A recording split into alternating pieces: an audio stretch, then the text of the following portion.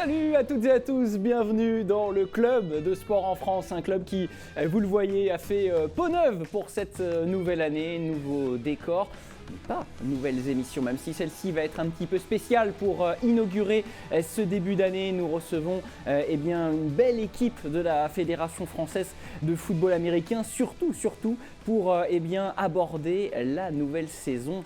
Enfin, serais-je tenté d'ajouter de la D1 élite de football américain en France, un dispositif en clair et en exclusivité sur Sport en France que l'on va détailler pendant 1 heure avec autour de ce plateau celui qui sera notre consultant pour cette saison, qui est le président de la Fédération internationale, Pierre Trochet. Bonjour Pierre. Bonjour Maxime. Comment allez-vous? Très bien, merci de me recevoir. Les fêtes se sont bien passées? Ça a été, oui. On est resté très calme et on attend juste le début de la saison maintenant.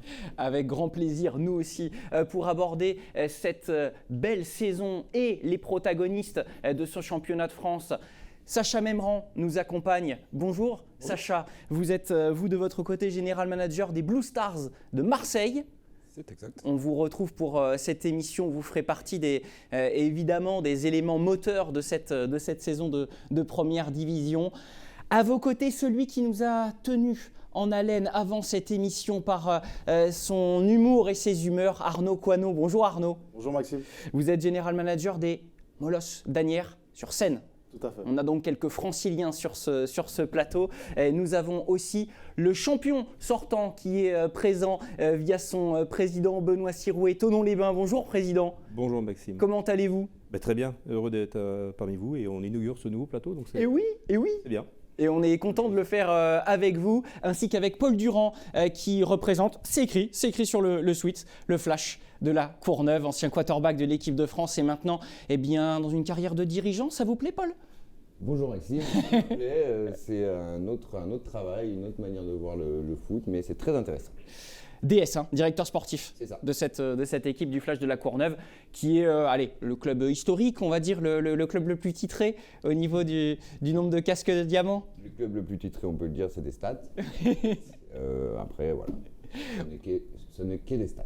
Très bien, et on parlera donc de l'actualité de tous ces clubs et également donc du dispositif dont va nous parler un petit peu plus longuement Romain Schindler lors de la première partie de cette émission. Romain, directeur adjoint de la chaîne Sport en France. Un petit plaisir d'être au milieu de ces sportifs qu'on aime tant chérir sur l'antenne toute l'année. Tout à fait. En termes de carrure, je m'en sens à ma place. non, mais forcément, on en parlera un peu plus longuement, mais c'est presque une histoire d'amour avec le foot US et la fédération de foot US depuis le lancement de la chaîne. Donc tout ça n'est que la continuité de 2 ans de travail. Ouais. Alors on va parler de cette saison en détail évidemment, des forces en présence, on en a quelques-unes, mais juste avant cela, donc dans cette première partie qu'on a l'habitude d'appeler Fédécodage, on va non pas éborder la dynamique de la fédération, en tout cas très rapidement, mais comment va s'organiser et s'articuler cette saison avec Sport en France également au milieu de ce joli paysage.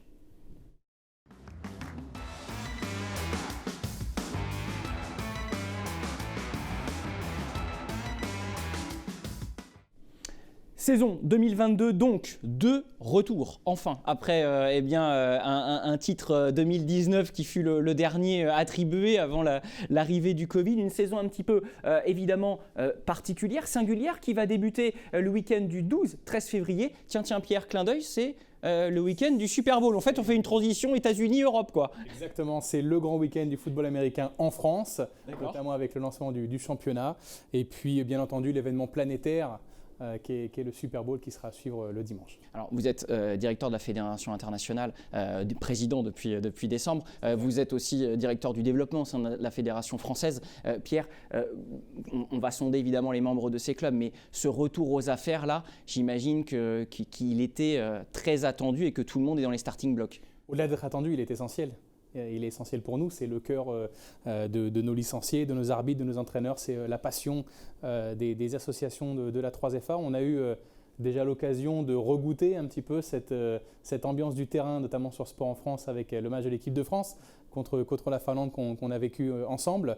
C'était un premier teaser et là, les meilleurs athlètes du championnat de France sont de retour à la conquête du 26e casque de diamant. Sacha, comment vous avez vécu ces 2 ans sans compétition ? C'est difficile, surtout pour les joueurs, puisque c'est eux qui sont le plus pénalisés par ça. Mais on n'a pas perdu de temps, on a continué à travailler, bosser sur la structure, sur le développement des programmes, travailler sur les jeunes, sur tout ce qui va autour d'un club pendant la saison. On a moins le temps de le travailler pendant la saison, on a eu 1 an et demi pour le retravailler et se préparer à cette reprise qui arrive bientôt, quoi. Je rebondis sur la difficulté pour les joueurs. Comment, Paul, on les garde mobilisés pendant cette période? J'imagine qu'il y a un peu une hotline. Que dit le directeur sportif? Quand est-ce qu'on peut reprendre les règlements, toutes ces choses-là? Comment ils gardent la moelle?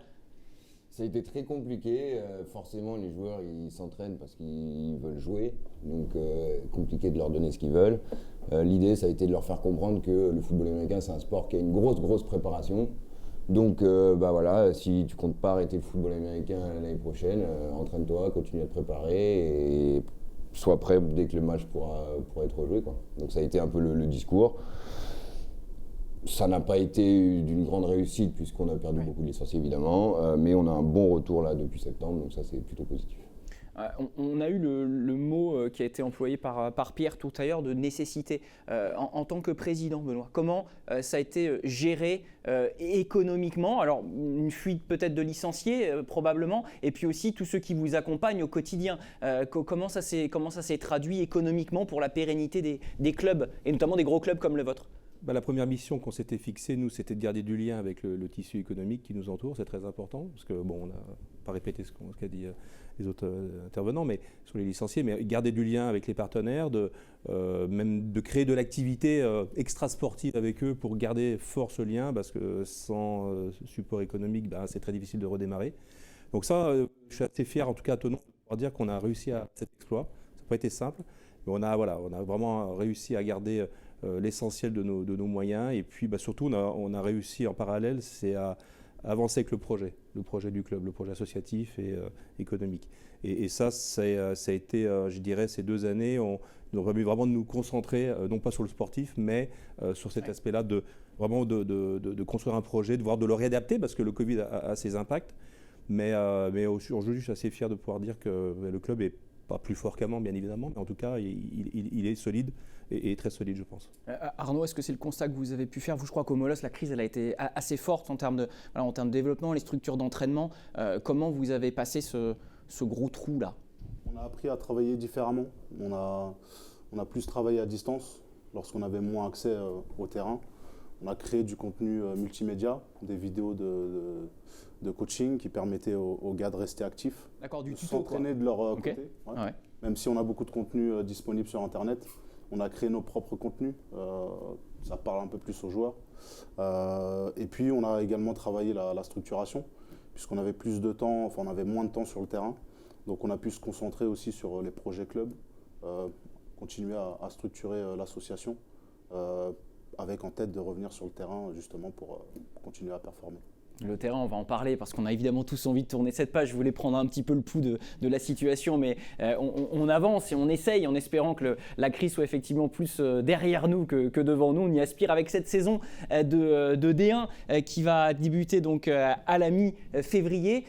L'objectif, Romain, c'est de pouvoir proposer en saison régulière 4 matchs, c'est ça, sur les 10 journées, et puis ensuite d'être présent sur toute la phase finale. Tout à fait, sur les demi-finales et la finale.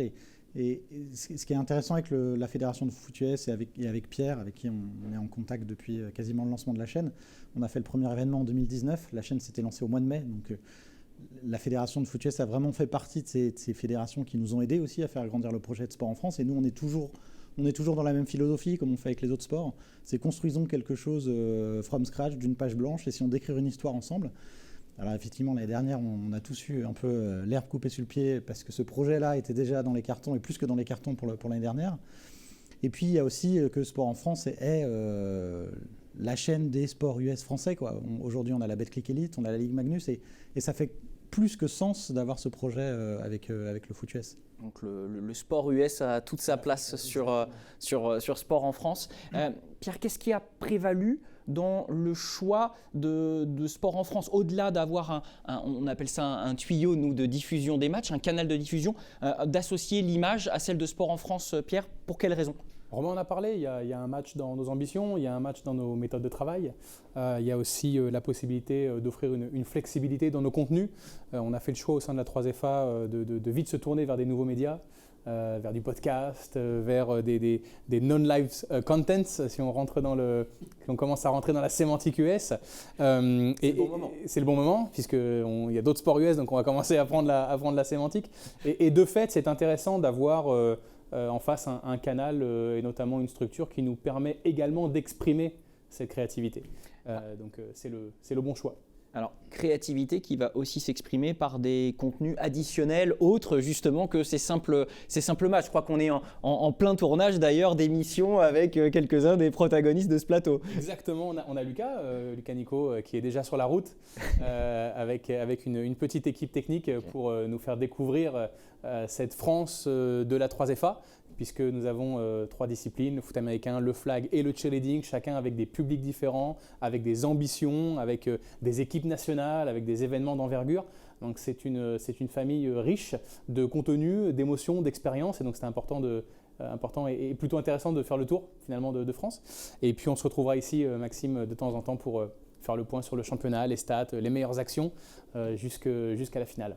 Il est pas mal votre consultant, Romain. Il fait le job. Ce qui est intéressant aussi, c'est qu'évidemment, Sport en France, on est, mais comme avec tous les autres sports, on est une chaîne gratuite, disponible sur toutes les box, disponible sur Internet gratuitement, disponible sur une application gratuitement, que la fédération peut aussi travailler sur des codiffusions. Il y aura peut-être des codiffusions, des codiffuseurs. Enfin voilà. Donc, ce qui est intéressant, on a la même idée de se dire que travaillons pour que le plus grand nombre découvre. Alors ceux qui aiment le foot US pourront le regarder facilement, mais en tout cas, l'idée, c'est aussi d'aller chercher des gens qui connaissent le foot US, qui connaissent la NFL, qui sont peut-être moins aficionados de regarder ce qui se fait en France et de leur montrer que ça joue bien, qu'il y a des super équipes, il y a des super histoires. Enfin voilà, c'est vraiment l'idée.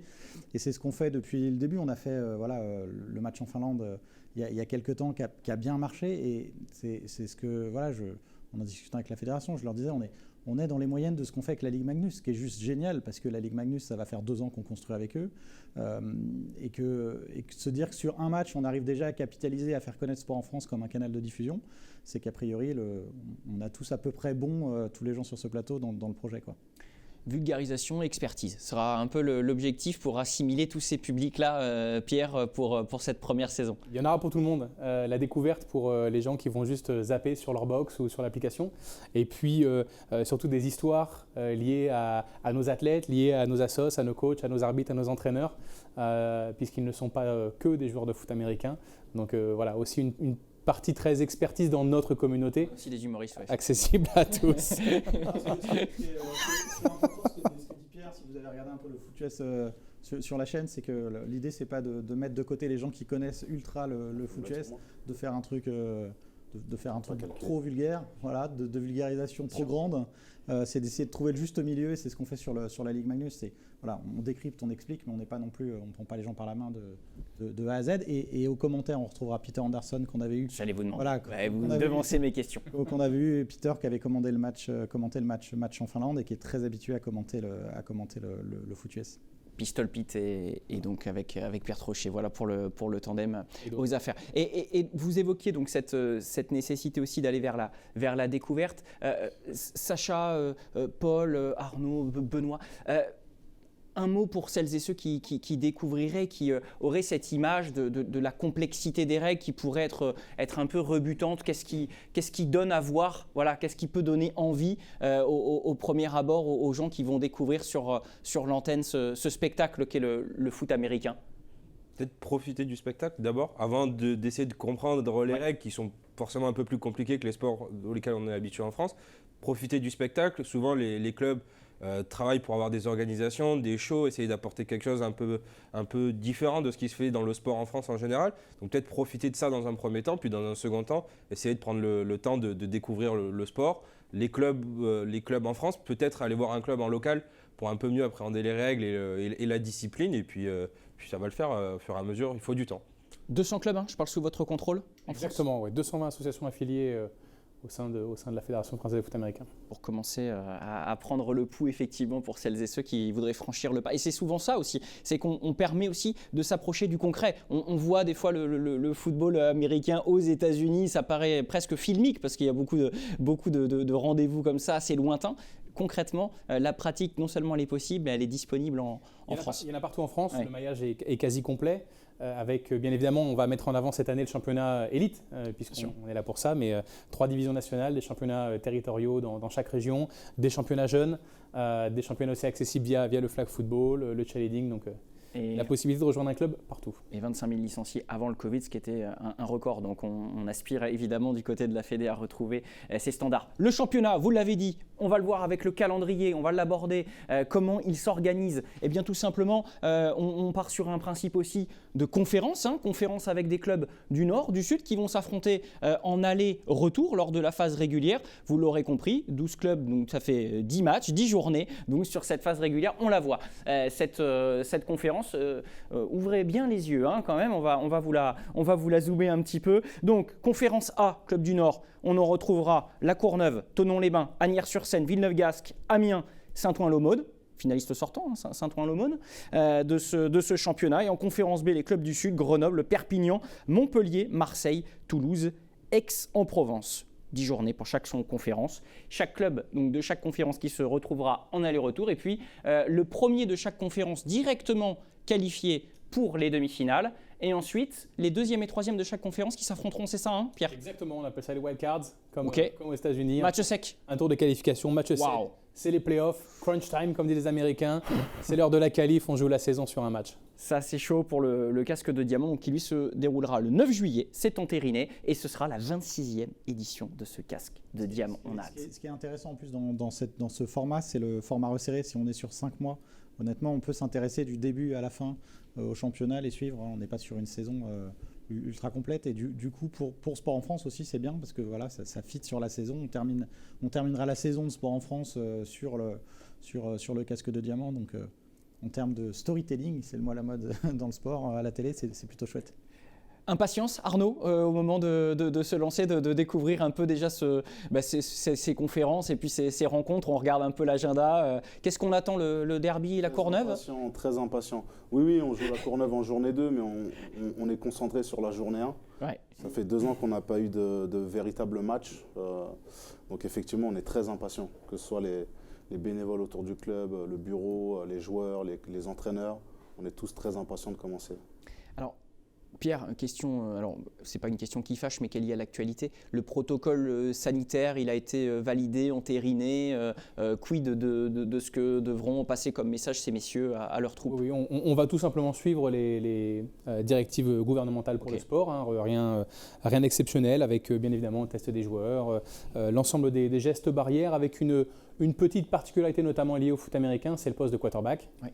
Qui est une position essentielle et de fait, une équipe qui présentera 2 quarterbacks qui malheureusement pourraient être éventuellement un cas contact verrait un match reporté. D'accord. Mais sinon les minimums de joueurs sont prévus pour les arbitres. Et donc c'est quoi dans le roster là, combien de joueurs minimum de 22 pour les journées de match en cas de Covid. Et donc 2 quarterbacks. 2 quarterbacks. Okay. Voilà. C'est un poste tellement. C'est le numéro 10 de l'équipe, c'est le meneur de jeu. Très difficile de performer sans un quarterback de qualité. Et donc le travail des clubs à former, bien entendu, des quarterbacks est important. On ne peut pas faire sans eux. Bon, moi je crois qu'on a posé les jalons, messieurs. Moi je suis chaud, j'ai envie de parler de ce championnat qui va débuter. Merci Romain de nous avoir accompagnés pour évoquer cette diffusion sur Sport en France. On espère que cette saison 1 se passera merveilleusement vu les équipes. Ça devrait le faire. Et nous, on se retrouve évidemment, non pas pour un fait débat traditionnel, mais pour une vraie présentation des rosters, principalement des équipes présentes, mais pas que. Pierre va me rejoindre. On va voir s'il est vraiment un excellent consultant.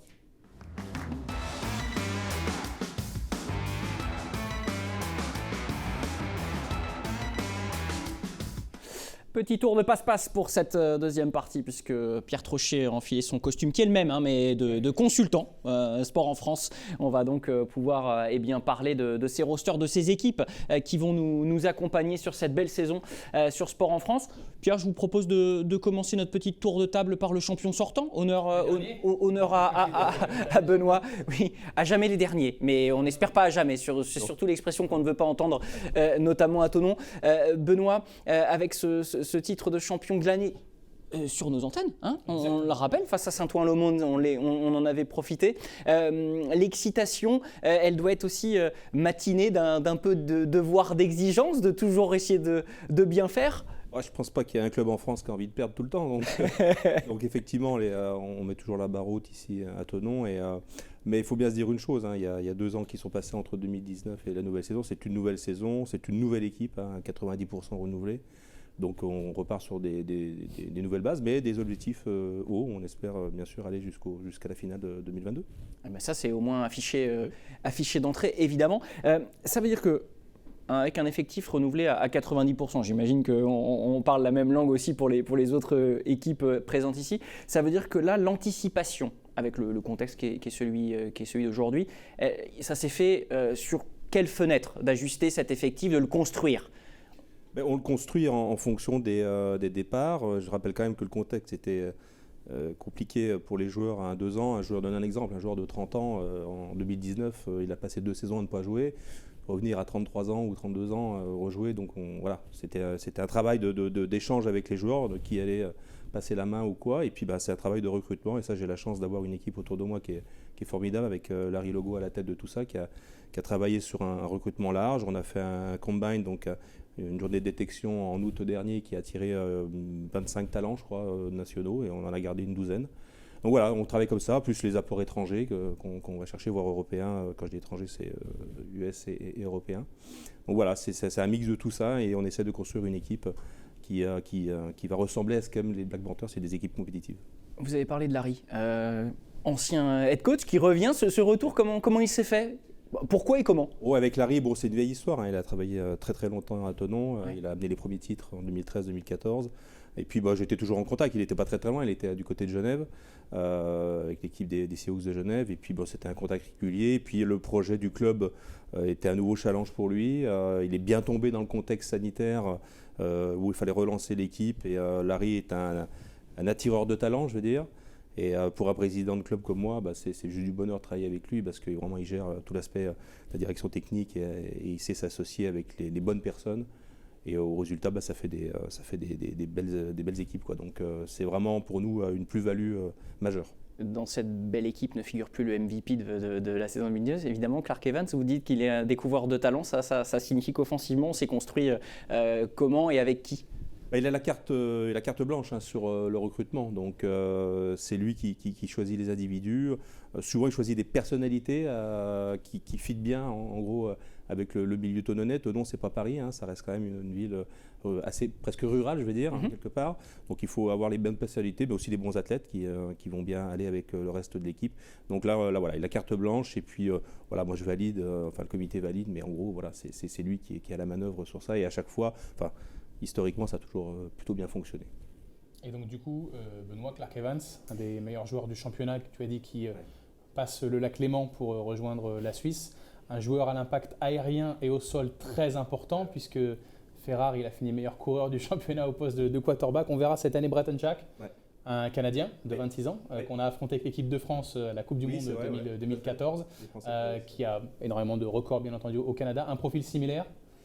Quelque chose qui va ressembler un petit peu. On aime ces joueurs un peu robustes. On a besoin de quarterbacks robustes, parce qu'il n'y a pas une pléthorie de quarterbacks qui peuvent remplacer. Donc il faut des gens assez costauds. Donc il fait partie de ces joueurs-là. Et puis encore une fois, Larry aime cette personnalité. Ce joueur a aussi donc une expérience internationale, parce qu'il a amené Team Canada. Donc quelqu'un qui a l'esprit ouvert aussi. Il faut ça. Donc oui, je pense qu'on a fait un bon choix là. Honnêtement. Et à côté de lui, presque un classique, presque du côté de Thonon, avec le retour de Larry, je pense que tout le monde s'y attend aussi. Ça va être peut-être un jeu au sol renforcé, notamment également avec un import américain, Akiva Wedge. On a pu voir sur quelques highlights, un joueur peut-être un peu undersized pour la position, mais avec des capacités athlétiques au-dessus de la moyenne. Oui, carrément, c'est un joueur explosif, c'est un joueur qui a beaucoup de records dans son université. Je pense qu'il va effectivement contribuer à la tradition thononnaise d'avoir un jeu au sol actif. Non, c'est encore là un très très bon choix, une très très belle personne aussi. Donc excellent choix là, encore une fois, j'en doute pas. Au travers des profils que vous avez pu décrire, Pierre, sur la vision d'ensemble, vous la voyez comment avec ce roster cette année, cette équipe thononnaise? Je trouve déjà que l'orientation vis-à-vis de Larry est très intéressante dans des périodes de reconstruction, revenir à des fondations très solides, en l'occurrence quelqu'un qui connaît bien le club, déjà, peu importe finalement l'effectif, va amener une certaine stabilité. Benoît l'a dit, Thonon est une équipe qui historiquement s'est construite sur un jeu au sol très, très offensif, avec beaucoup de yards cette année, une possession de balle assez longue, très difficile d'ailleurs pour les opposants qui vont croiser cette année. Un recrutement moins international aujourd'hui, parce qu'on a moins d'internationaux français présents dans l'effectif de Thonon, notamment dû à une forte concurrence européenne. Mais on retrouvera les Black Panthers, on l'espère, dans le carré final. Mais dans tous les cas, c'est dans la course, c'est lancé. Quand on est comme ça, l'équipe qui est chassée, on attire forcément aussi les regards depuis. Alors il y a eu cette longue période certes, mais comment faire pour rester numéro 1 quand on se fait un peu piller après une année à succès ?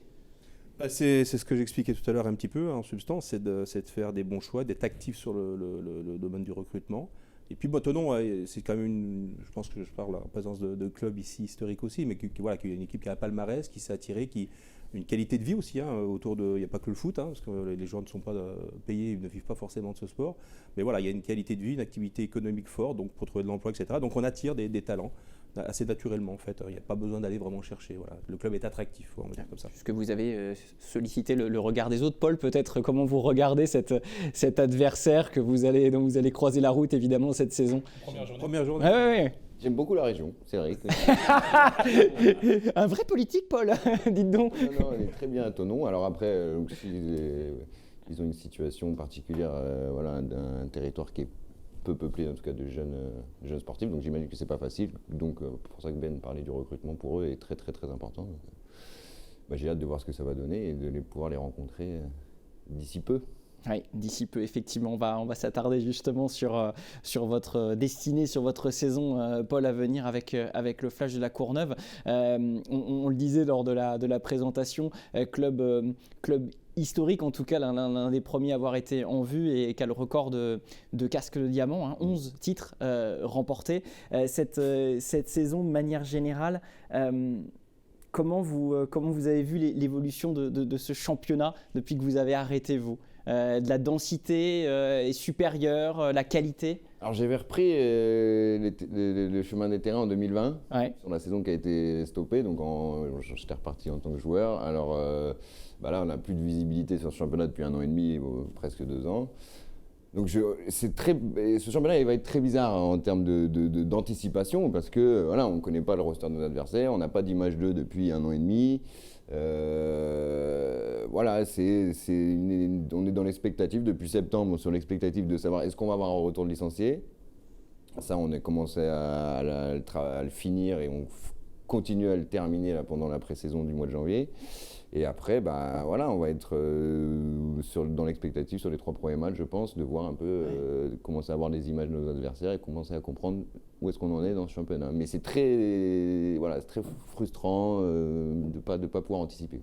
Frustrant et en même temps, ça doit être intéressant de pouvoir se concentrer sur soi-même et déjà d'être sur les fondamentaux sûrs de soi, non ? Ah oui, alors de toute façon, c'est la première base, on s'entraîne nous. Mais après, le football américain, c'est un sport d'anticipation, je répète, en amont du match, parce qu'on doit scouter, on doit travailler l'adversaire et préparer l'adversaire pendant la semaine pour arriver en match et être prêt et avoir mis les joueurs dans les bonnes conditions. Et là, la base de données, elle est très faible, donc il va falloir tatouiller, à part si Ben veut bien me dire 2-3 petites choses. J'y connais rien, je suis juste... Je suis que le président. Non, Pierre a dit qu'ils allaient courir, Benoît n'a rien dit. J'étais à l'écoute. Donc voilà, c'est assez particulier. Après ça change pour nous les entraîneurs en termes de préparation, mais on va s'adapter. Et puis comme les joueurs ont dû s'adapter à 2 ans de pause, on va s'adapter pour préparer ça au mieux et donner la meilleure performance possible. Après, en termes d'ambition, quand on est le Flash décemment, quand on était titré en 2018 pour la dernière fois, on veut être au plus haut. En règle générale, on commence le championnat avec l'objectif d'être champion et on commence à partir de septembre à se dire on s'entraîne pour être champion. Alors après, il faut que les paroles, que les gestes suivent nos paroles évidemment. Donc voilà, mais oui, le Flash ne rentre pas sur le terrain pour pas être champion. Arnaud, comment on regarde cette équipe du Flash ? On regarde précisément les matchs de ce derby avec Asnières plus précisément ? Après, on étudie chaque équipe de la même manière, quel que soit l'adversaire. Après, c'est vrai qu'on a des préférences. On a certaines équipes qu'on préfère jouer. Évidemment, généralement, les équipes justement qui sont les plus titrées, c'est toujours un plaisir de les jouer parce qu'on sait qu'on va avoir un gros match à faire. Donc c'est vraiment ces matchs-là qui sont les plus excitants. Est-ce que ce côté historique, il est également lié au bassin de formation qui est le vôtre, le fait d'être un ancien club, est-ce que c'est un avantage un peu concurrentiel sur lequel on peut capitaliser, c'est un terme que j'aime pas forcément, mais vous favorisez l'éclosion d'internationaux français aussi? Évidemment, plus on augmente la masse, plus on a de chances de tomber sur des petites pépites. On a la chance au Flash, alors, grâce au travail des dirigeants depuis 35 ans, d'avoir un nom reconnu, connu et facilement trouvable sur les réseaux. Donc on a souvent un gros afflux de joueurs chaque saison sans qu'on aille les chercher. Donc ça, c'est sûr que c'est très pratique. On a fait un combine en septembre, on avait 45-50 joueurs. Alors c'était plus faible que d'habitude, mais ça restait pas mal avec la situation. Donc ça, c'est un très gros avantage. Voilà. Maintenant aussi, la force des dirigeants, ça a été de placer les bonnes personnes au poste clé de formation. Donc on a un gros staff d'entraîneurs qui est là depuis longtemps, qui a l'habitude d'entraîner ensemble et qui prépare des joueurs à performer au football américain. Oui. Donc voilà, donc la Courneuve et autour, voilà, gros bassin de population, grosse facilité d'accès à nos infrastructures, donc beaucoup de masse.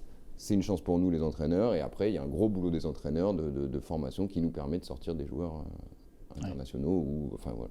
Alors, il y a la formation et puis il y a cette équipe élite, Pierre. Et Paul, en plus, bien évidemment, le Flash, c'est un peu le club éternel du championnat, avec des générations qui se suivent, des arrivées cette année marquantes, notamment au poste de quarterback, parce que tu connais bien, avec l'arrivée de Connor Miller, qui arrive avec une expérience en Autriche, en Austrian Football League, demandé un peu partout en Europe, et pourtant il arrive à la Courneuve.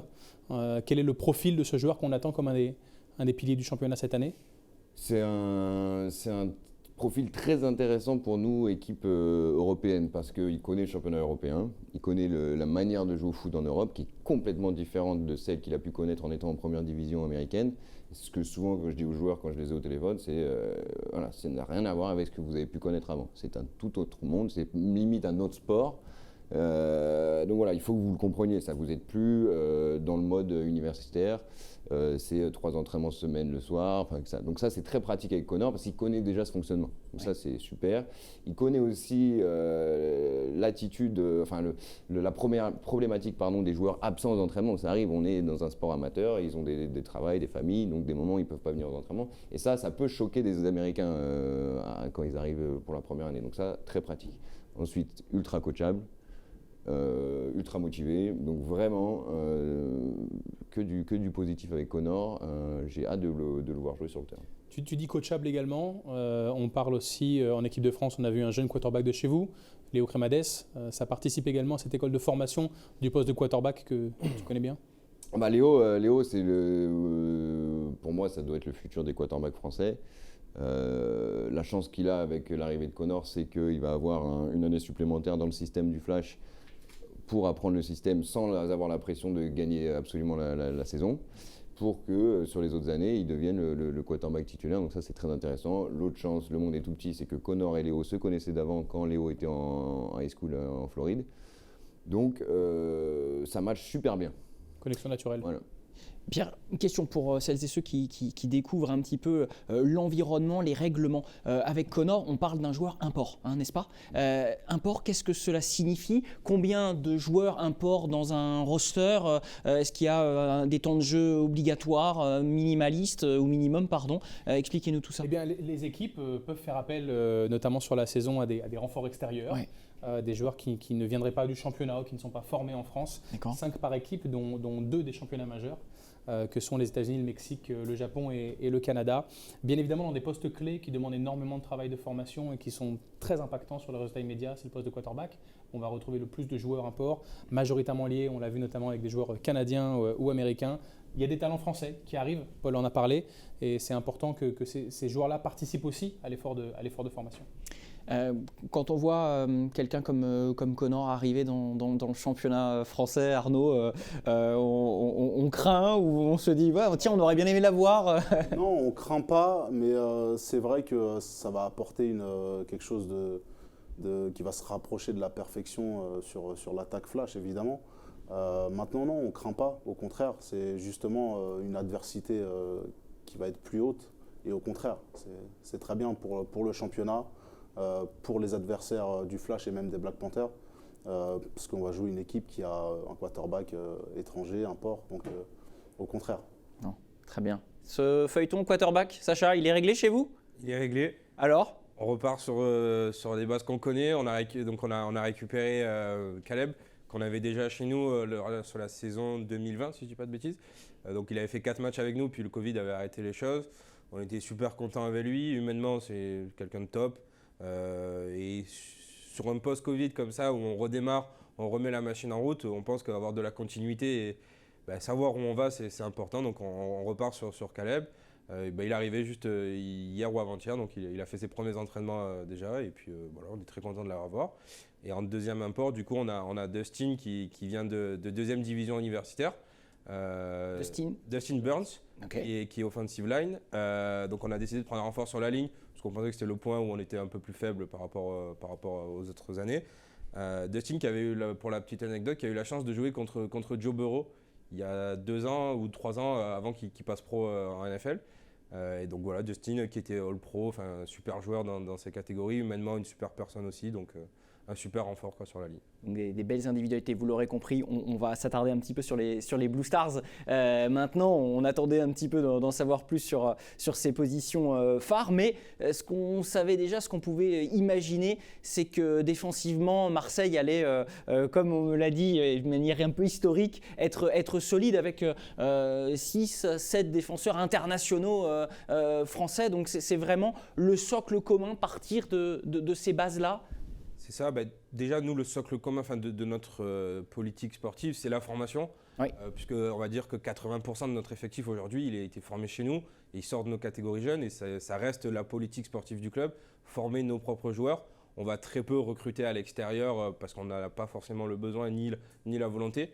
On prend vraiment la promotion en interne et essayer de développer nos jeunes pour la suite. Après, on va quand même essayer de chercher quelques joueurs clés qui peuvent apporter sur des positions où on a des besoins.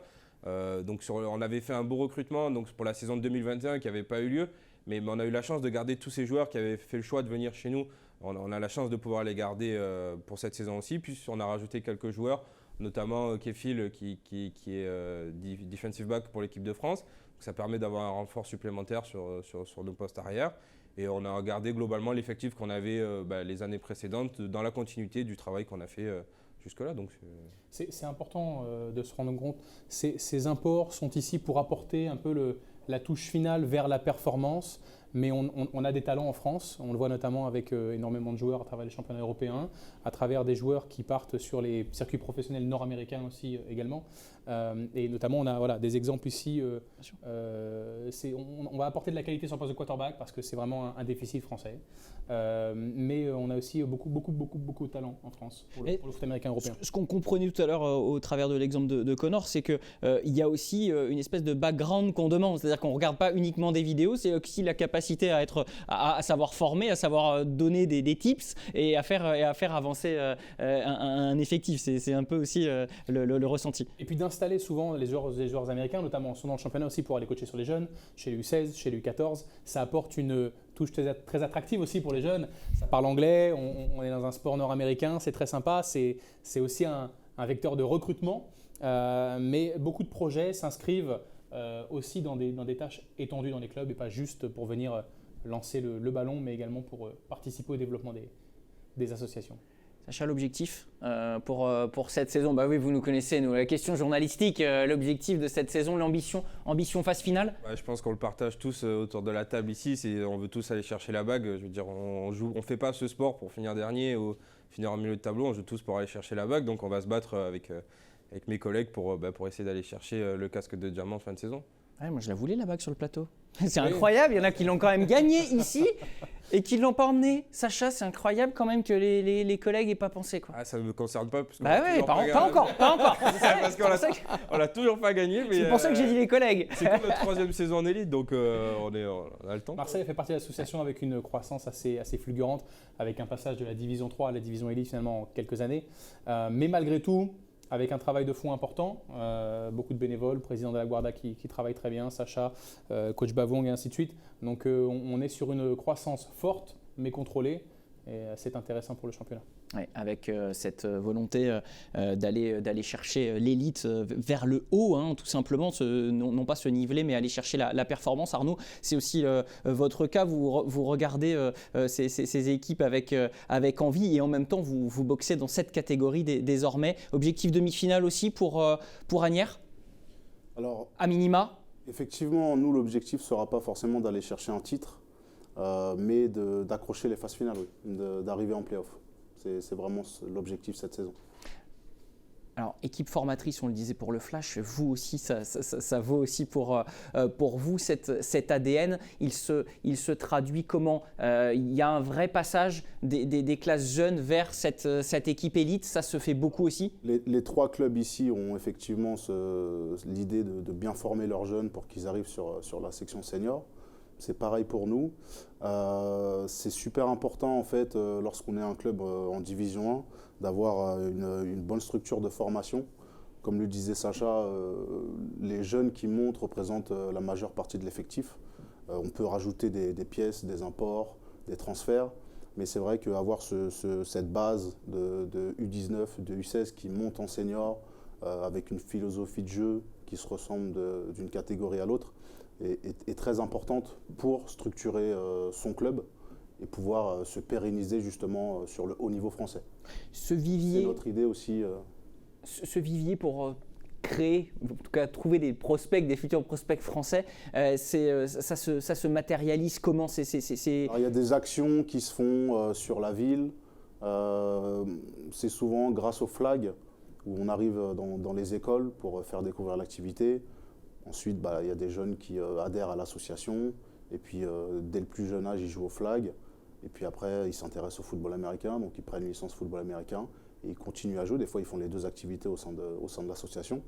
Et puis, ils grandissent, ils continuent de s'entraîner. Parfois, ils vont en équipe de France U19, ils arrivent en senior, toujours attachés à l'association. Et puis là, c'est la performance. Donc ils restent dans l'association, dans le club et deviennent des très bons joueurs en Division 1, accèdent aussi parfois à l'équipe de France.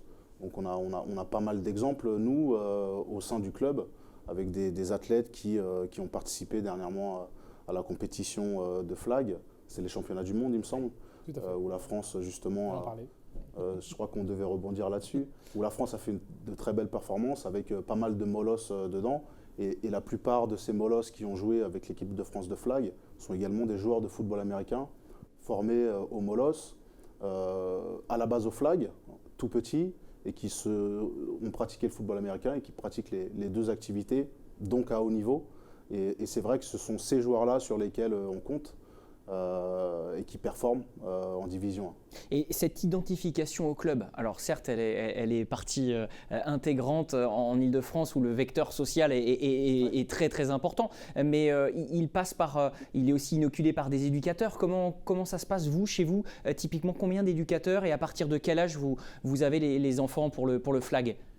C'est valable pour tous les clubs d'ailleurs, oui, je vous demande à vous Arnaud. Le flag, ça commence très tôt. À partir du U8, donc dès 6 ans, on peut pratiquer le flag en France. Ensuite, le football américain, plutôt à partir de U12, même si on en a très peu en France. Donc à partir de 10-11 ans, on peut pratiquer le football américain. Alors c'est un format adapté qui ressemble un peu plus au flag. Il n'y a pas de plaquage, voilà, on fait attention à la sécurité.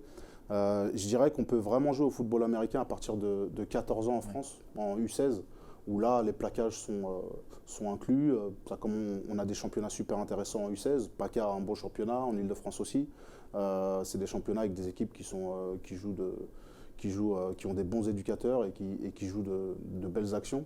Donc c'est super intéressant. Et puis ça permet aussi qu'ils montent l'année suivante en U19. Et puis comme je l'ai dit, qu'ils arrivent en senior avec beaucoup de football, quoi. Exactement. Et après, le club, lui, valorise ce joueur. Il se découvre. La pépite éclot. Comment on arrive à la garder? Et est-ce que l'objectif, c'est réellement de la garder ou on lui souhaite de… L'objectif n'est pas forcément de la garder, justement, puisqu'il y a pas mal de portes qui peuvent s'ouvrir, notamment au Canada en ce moment, et même aux États-Unis de plus en plus. On a également une ligue qui s'est créée en Europe, donc il y a plein de chemins pour arriver à jouer au niveau. Comment on valorise le fait de garder nos athlètes? En fait, c'est toujours l'idée du club. Les gars ont grandi dans le club, donc ils ont leur attache au club. Et en fait, on fait des actions pour les garder, mais on n'est pas vers l'extérieur en fait. C'est vraiment c'est les jeunes qui sont attachés au club et qui restent. C'est aussi simple que ça. On n'a rien pour les garder, mais les gars restent et c'est très bien pour nous, quoi. Peut-être les plus grosses pépites, vous en avez connu une, Paul, il n'y a pas longtemps avec Souleymane Karamoko qui est parti du côté de Laval, à l'université de Laval au Canada. Et puis un programme de développement aussi des jeunes au niveau de la NFL. Donc lui, il est en plein décollage. Comment ça se passe pour vous et pour lui derrière, les nouvelles que vous pouvez en avoir? Alors lui, ça va faire maintenant 4 ou 5 ans qu'il est à Laval. Souleymane, il a commencé le flag football au Flash à l'âge de 10-11 ans. Il a enchaîné, il est resté dedans. Derrière, il est parti sur notre école de foot, donc il y a un centre de formation pour développer l'athlète individuellement. Et son objectif était très clair, c'était de se servir du football américain pour pouvoir voyager, faire des études et vivre autre chose, sortir un peu sortir du quartier. Okay. Donc ça, c'est super. Quand ça fonctionne en plus, parce que voilà, cursus canadien, c'est études et sport. Donc à la fin de sa carrière sportive, il a surtout validé un diplôme. Donc ça, c'est vachement important. Parce que nous, on ne peut pas offrir ici encore, on n'est pas capable de les aider ou de gérer à la fois de la performance scolaire et de la performance sportive. Donc tant mieux pour eux. L'individu, tant mieux pour eux. Maintenant, je prends mon rôle de directeur sportif du Flash, c'est de développer la structure du Flash. Et ce qui est sûr, c'est que on veut les meilleurs joueurs. On ne garde pas les meilleurs joueurs au Flash. Nos meilleurs joueurs s'en vont à l'étranger ou dans les clubs concurrents. En ce qui concerne Souleymane, le NFL International Pathway, je crois que c'est ça. Est-ce que Pierre, vous pouvez nous expliquer un petit peu l'idée de ce programme, cette couveuse, peut-être pour aller chercher le prochain Tony Parker? Je sais que c'est votre mantra, le Tony Parker de la NFL, pour que ensuite le foot américain en France prenne ce gros essor. On le dit souvent, l'effet Tony Parker qui a pu connaître le basket, pour le foot américain, il est encore devant nous. Il est encore devant nous. Beaucoup de joueurs ont brisé les murs, ont cassé les portes, mais n'ont pas encore acquis ce statut de joueur international au sein de la NFL. Et donc, d'un programme qui s'appelle l'International Player Pathway permet aux meilleurs talents mondiaux, et on parle de 4 équipes tirées au sort par an pour 26 joueurs sélectionnés sur l'ensemble de la planète. Donc c'est vraiment la crème de la crème. Shortlist. C'est très shortlist. Vont pouvoir bénéficier donc d'un programme d'entraînement pendant 3 mois. Là en l'occurrence, Souleymane va partir sur l'Arizona. Et puis une conférence de la NFL sera tirée au sort et aura la possibilité de pouvoir ajouter à son roster un joueur international en dehors du quota maximum d'athlètes autorisés. Le premier à avoir fait ça en France, c'était Sébastien Sejean. Lui aussi defensive back, formé au Molos d'Asnières. Qui est passé également par l'Université Laval, qui a accédé ensuite quelques mois du côté une saison complète d'ailleurs en practice squad du côté des Rams, qui était encore à Saint-Louis. L'ont suivi dernièrement Yohan Miangué, qui lui a fait quelques matchs avec le Flash de la Courneuve, qui est issu du taekwondo, qui n'a malheureusement pas été sélectionné. Et maintenant, voilà, Souleymane, ça fait partie des quelques chemins d'accès au professionnalisme, avec maintenant dans la tête de tous les jeunes qui débutent dans les associations françaises, qui n'ont plus de barrière mentale. Voilà. On peut maintenant avoir accès, que ce soit avec la Ligue professionnelle canadienne, la Ligue professionnelle américaine, d'autres ligues européennes en Allemagne, en Finlande, en France bientôt et autres, vont pouvoir aller, bien entendu, profiter de leurs belles années sportives pour divers objectifs. Mais cette barrière n'existe plus. Ça ne tient qu'aux athlètes de demain, au U14 de Marseille, au U19 d'Asnières, de se dire pourquoi pas moi. Et surtout avec les partenariats que vous avez mis en place au sein du développement de la Fédé. Donc c'est le meilleur que l'on souhaite. Alors Arnaud, il pensait qu'il n'allait pas être cuisiné sur l'équipe. Il dit c'est cool, je vais pouvoir tranquillement échapper. Bon, niveau recrutement, quelle va être l'âme de cette Asnières saison 2022? Votre image costaud, défensive? Comme au Flash, en Ile-de-France, on a la chance d'avoir beaucoup de joueurs qui viennent justement, qui veulent essayer de chercher une équipe en Division 1. Donc on a la chance de récupérer pas mal de talents, de joueurs talentueux. On perd un peu de joueurs chaque année également, ça se compense. Au niveau de l'effectif, nous, on ne va pas prendre d'import dans un championnat majeur. On a fait ce choix-là cette saison. Ça avait été également le choix il y a 3 ans. On a quand même réussi à aller en demi-finale cette année-là. Par contre, on a signé un import britannique, un jeune joueur plein de talent, gros gabarit. On va également prendre un autre gros gabarit, probablement britannique. D'accord. Donc l'idée, en fait, c'est d'aller sur ce retour en compétition avec un effectif, alors pas 100% français, mais 100% européen, et justement avec un quarterback français formé au Bolos depuis les sections flag jeunes, donc Camille Touari, qui est rejoint également par un autre quarterback français en transfert du club des Dragons de Paris, qui a un très fort potentiel. Les deux sont en compétition pour le poste. Ça fait du bien à Camille puisqu'il n'a jamais eu de compétition. Il n'a jamais eu un gars derrière lui pour lui choper sa place. Donc on a une belle compétition entre les deux pour savoir qui va starter sur la première journée. Et justement, ça tire toute l'équipe vers le haut. En défense, gros renouvellement également d'effectifs. Mais encore une fois, on a la chance d'avoir des transferts, des joueurs qui arrivent. Même s'il y en a qui sont partis pour justement aller sur un plus haut niveau européen. On a la chance quand même de garder une bonne ossature des deux côtés de la balle. Donc voilà, on ne cherche pas le titre, mais c'est vrai qu'on cherche à accéder aux playoffs. Une fois en playoffs, tout est possible. Et on parlait justement de ces joueurs qui démarrent l'activité par le flag football depuis qu'ils sont très jeunes. Un duo qui joue ensemble depuis l'âge de 13 ans, me semble-t-il, qui porte les couleurs de l'équipe de France de flag qui ira aux World Games à Birmingham, Alabama cet été et qui seront la lourde charge de mettre des points au tableau d'affichage. Ce sera donc Camille Touari, Arnaud en a parlé, et Ralph Rosalie qui du coup ont commencé ensemble il y a très longtemps et qui, on l'espère, seront la connexion offensive gagnante du côté des Molosses cette année. Ouais, grosse pression. Ça va suffire pour les points ? Ça va suffire. Moi, je les ai vus tout petits arriver au club. Je les ai vus grandir, progresser, devenir des adultes et de vrais joueurs de football. Donc, c'est très plaisant. Et effectivement, ils feront partie de nos deux joueurs à surveiller en attaque. Ouais. Une vraie connexion entre les deux. On les a vus au flag cet été, encore une fois, notamment face à Team USA. Pour aller chercher cette 5e place qualificative, il y a du talent en brut. Pardon. Il faut savoir qu'ils sont de la même année et qu'ils jouent ensemble depuis au moins 15 ans, ouais, un peu moins de 15 ans. Sacré, effectivement. Ça facilite les choses et ça fait effectivement une belle histoire. Pierre, avant de conclure, on a 4 équipes ici qui sont parmi les grosses forces en présence de cette saison à 12 clubs. Parmi les absents, est-ce qu'il y a 2-3 points, 2-3 personnes à suivre, 2-3 clubs dont il faut avoir connaissance et qu'on doit attendre cette année? L'avantage du foot américain est de partir d'une feuille blanche, c'est qu'on va se retrouver bien entendu quasiment tous sur la ligne de départ. Ouais. Tous les clubs vont bien entendu être à surveiller, notamment du côté de la conférence B, puisqu'on la seconde place qualificative pour cette play-off sera sûrement très disputée, notamment avec Toulouse qui rejoint la première division. Ce sera également la première saison du côté de Perpignan, puisque la saison dernière a forcément été écourtée. Perpignan avec un projet ambitieux. On espère qu'ils seront à la hauteur de leurs ambitions également. Et puis, bien entendu, regardez aussi du côté des Centaures de Grenoble pour cette nouvelle place qualificative. Au niveau du Nord, les équipes sont en reconstruction dans la conférence A ou en continuité. Notamment, on ira peut-être chercher du côté du finaliste, du côté des Cougars de Saint-Olomone. Savoir s'ils ont la capacité à reconstruire une équipe et recréer la surprise, puisqu'on ne les attendait pas en 2019, de se retrouver en play-off.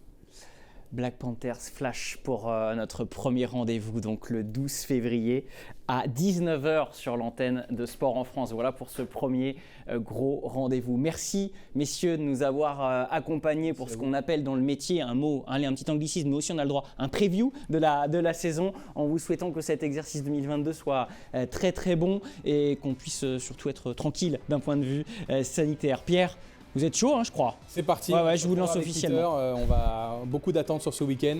Flash Black Panther, ce sera le kick-off du championnat en route vers le 26e casque de diamant. On a hâte. Merci à toutes et à tous de nous avoir suivis. Excellente année évidemment sur l'antenne de Sport en France. Le club, c'est reparti pour un tour. Bye bye. Oh.